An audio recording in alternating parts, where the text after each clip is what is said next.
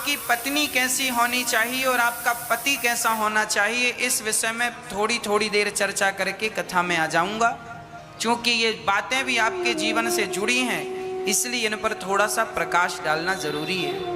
पत्नी कैसी हो? पत्नी वही पत्नी सबसे अच्छी है। आप टीवी खरीदने जाएंगे, एसी खरीदने जाएंगे, तो आप सबसे पहले यही तो पूछते हैं दुकानदार से, भैया इसमें बिजली कम लगती है कि नहीं, कूलिंग ज़्यादा होती है कि नहीं, क्या अच्छाई है जरा बताओ। फिर वो बताता है कि इसमें ये है, ये है, ये है, ये। तो अच्छी क्वालिटी की जो गाड़ी है, एसी है, कूलर है, अच्छी क्वालिटी के फीचर कुछ ज़्यादा होते हैं, उसी का पैसा होता है। तो अच्छी क्वालिटी की पत्नी कैसी होगी वो जरा सुनिएगा। अच्छी क्वालिटी की पत्नी जो होगी वो अपने गृहस्थी, अपनी सास, अपने ससुर, अपने पति, अपना परिवार सबको लेकर के चलेगी। सबको लेकर के चलने की जो बात करे वो सबसे अच्छी पत्नी है। जो घर में कभी फूट डालने का प्रयास ना करे और फूट डली हो तो उस फूट को एकता में तब्दील कर दे।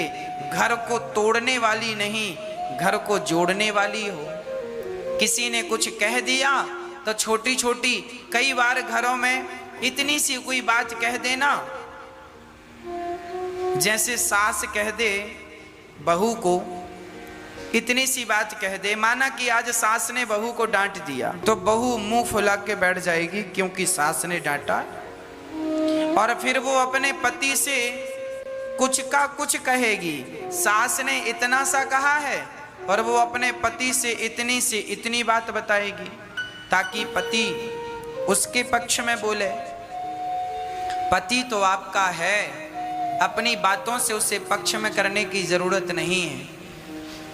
किसी भी प्रकार से घर में विवाद ना हो, ये स्त्री की जिम्मेदारी है। विवाद बिल्कुल ना हो। यदि सास ने कुछ कह दिया तो आपको चाहिए कि मां है, कह दिया सो कह दिया। जब बहुत बड़ी बात हो तब जाकर अपने पति से बताओ। छोटी छोटी बात अपने पति से ना बताया करो कि सास ने ये कह दिया, ननद ने ये कह दिया, जेठानी ने ये कह दिया। अरे कह दिया सो तुम निपटो सुलझो, पति को क्यों उलझाती हो? पति क्या करेगा? छोटी छोटी बातों को वहां ही समाप्त कर दो। माना कि आपकी जेठानी ने कुछ गलत कह दिया ना, कोई बात नहीं, उसका स्वभाव वैसा है, कह दिया। अब आप थोड़ा सा गंभीर बन जाओ, उसकी बात भूल जाओ और अपने पति, आपके पति ऑफिस से आए हैं, पता नहीं कितना टेंशन उनके दिमाग में होगा।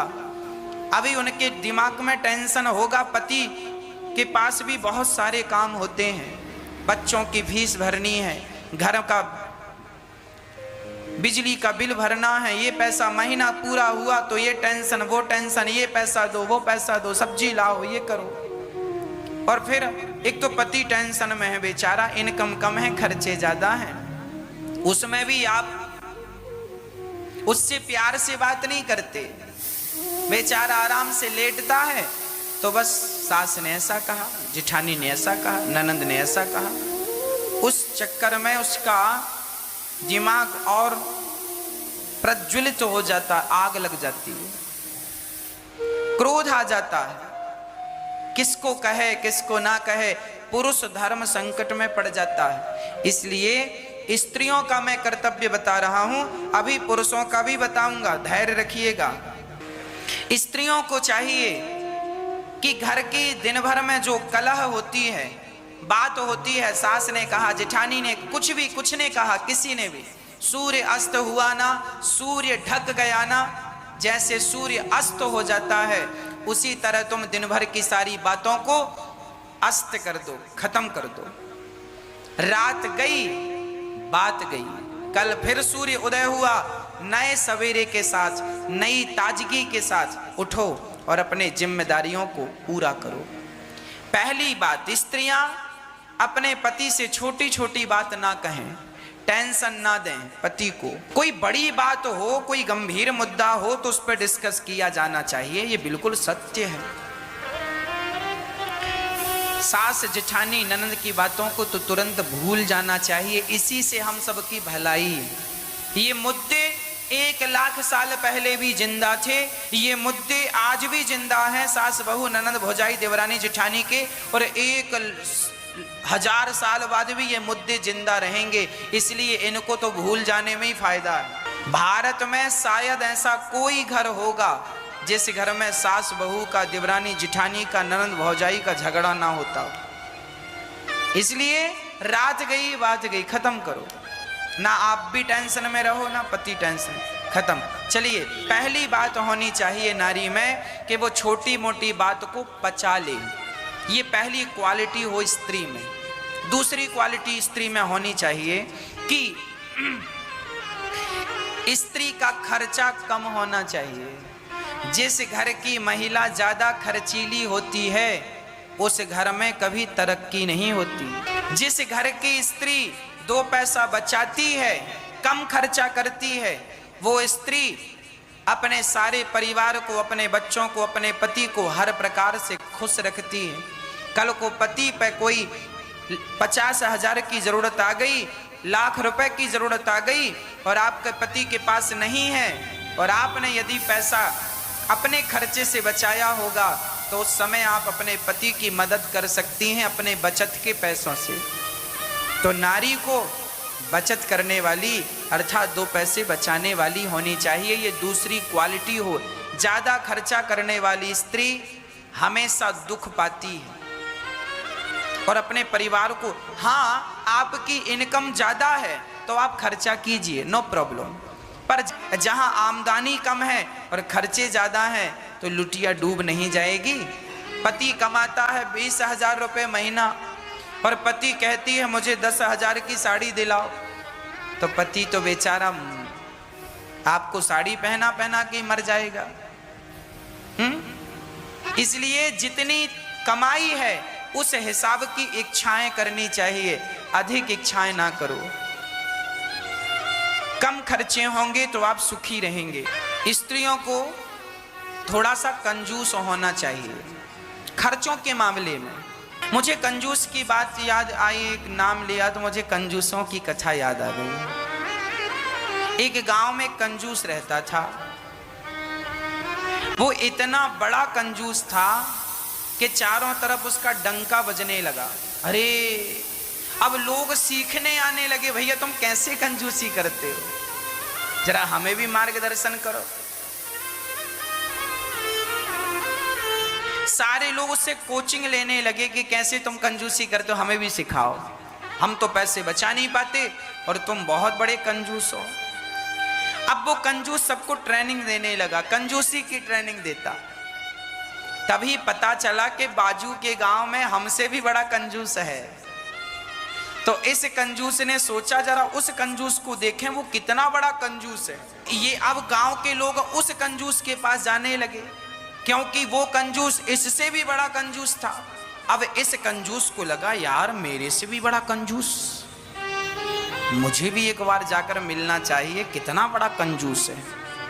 तो ये कंजूस भाई उस कंजूस से मिलने गए। एक कंजूस दूसरे कंजूस से मिलने गया और जब मिलने गया तो इसको लगा यार खाली हाथ नहीं जाना चाहिए, कुछ लेकर जाएं।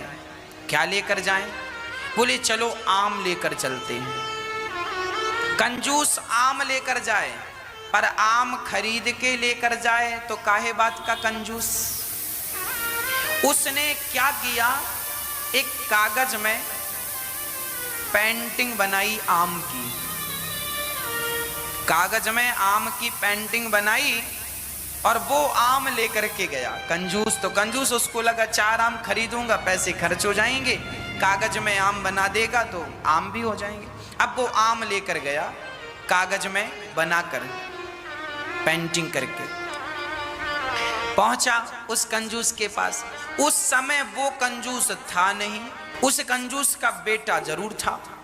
बेटे ने कहा आओ आओ आओ, कैसे हैं? ठीक है। कैसे आना हुआ? बेटा तुम्हारे पिताजी कहाँ हैं? अरे वो पिताजी हमारे बाजार गए हैं। अच्छा तो सुनो, पिताजी आए तो हमारी तरफ से ये आम पिताजी को देना, बोलना बहुत मीठे हैं, खाएंगे जरूर। कंजूस आदमी आम दे रहा है, नकली आम, कागज में पेंटिंग करके। उस बेटे को दे दिया। बेटे ने देखा तो नकली आम, कागज में पेंटिंग बनी, आम का केवल आकार बना है। पर वो भी कंजूस का ही बेटा था। उसने कहा भैया सुनो, आपने इतना बड़ा तोहफा दिया है, 4 आम दिए हैं, हम तो खाएंगे इसे, पर सुनो आप हमारे घर आए हैं, हम भी आपको खाली हाथ नहीं भेजेंगे। अब वो भी कंजूस का बेटा था। उसने हवा में ही 4 आम बना दिए, बोले ले जाओ ये घर में खाना। उसने कागज में बनाया, इसने हवा में ही आम का आकार बना के दे दे, ले जाओ। अब वो गया, तब तक बाप आ गया। उसने बताया पिताजी वो दूसरे गांव के कंजूस आए थे और वो देखो ये कागज में आम बना कर दे गए। तो बोले मैंने भी उनको हवा में ऐसे आम बना के दे दिए। पिताजी ने एक थप्पड़ मारा जोर से, मूर्ख, उसने छोटे छोटे आम दिए तो तूने हवा में बड़े आम क्यों बनाए? छोटे छोटे क्यों नहीं बनाए? बड़े आम बना के दे दिए। ऐसे कंजूस। तो हम इतना कंजूस आपको नहीं चाहते कि आप बने। दान पुण्य धर्म कर्म तो दिल खोल के करना चाहिए, पर जो व्यर्थ के खर्चे हैं उन खर्चों से जरूर बचना चाहिए, जो बेकार खर्चे होते हैं आपके। जिन कपड़ों की जरूरत नहीं होती आप वो भी कपड़े खरीद लेते हैं, जिन जूतों की जरूरत नहीं होती वो जूते खरीद के ले आते हैं। सब प्रकार से पैसा बचाओ। स्त्रियों को 2 पैसे बचाने का सेंस होना चाहिए। अब पुरुषों की बात करूं, स्त्रियों के और भी गुण हैं। पति की आज्ञा का पालन करने वाली हो, मर्यादा में रहने वाली हो, कम बोलने वाली हो, जितना जरूरत है उतना ही बोले। ज्यादा बोलने वाली स्त्री ठीक नहीं है, ज्यादा बोलती है, बोलती जाती नॉन स्टॉप। ज्यादा बोलने वाला ना पुरुष अच्छा है ना तो स्त्री अच्छी है। लोग कहते हैं ना फलाने की बहू बहुत बोलती है, फलाने का बेटा बहुत बोलता है। ज्यादा बोलना भी हानिकारक है। पुरुष कैसा हो? पुरुष को चाहिए कि वो अपनी पत्नी का, स्त्री का सम्मान करे और सब प्रकार से अपनी स्त्री को प्रसन्न रखे। पत्नी कोई गलती करे तो पति बात बात पर गलती पर ताने ना मारे, ऐसा पति होना चाहिए। पत्नी का ख्याल रखने वाला पति होना चाहिए, प्रेम करने वाला पति होना चाहिए। और पति को चाहिए कि घर में क्या है क्या नहीं है इसका ख्याल रखे।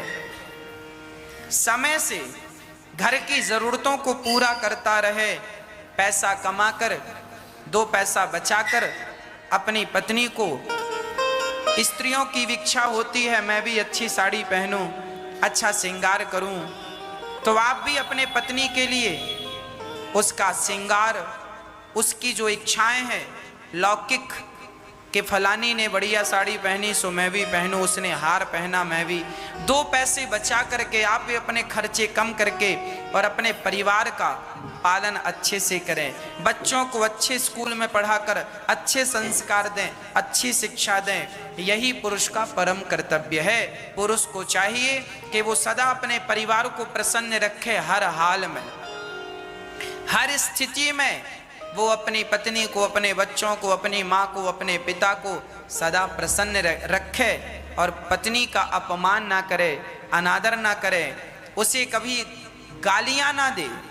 क्योंकि आप पत्नी को गाली देंगे तो वो गाली पत्नी को नहीं, स्त्री को लक्ष्मी कहा गया है, आप गाली देंगे तो लक्ष्मी माता नाराज हो जाएंगी। इसलिए पुरुष पत्नी की बातों का ध्यान दे। जो हमने बताया, पुरुष अपने कर्तव्य का निर्वहन करें और स्त्रियां अपने कर्तव्य का निर्वहन करें, फिर आपका गृहस्थ जीवन आनंद से गुजरेगा, किसी से किसी को कोई शिकायत नहीं होगी, जीवन में आनंद ही आनंद होगा। इसलिए जीवन का भरोसा नहीं है, बिन भरोसे की जिंदगानी है।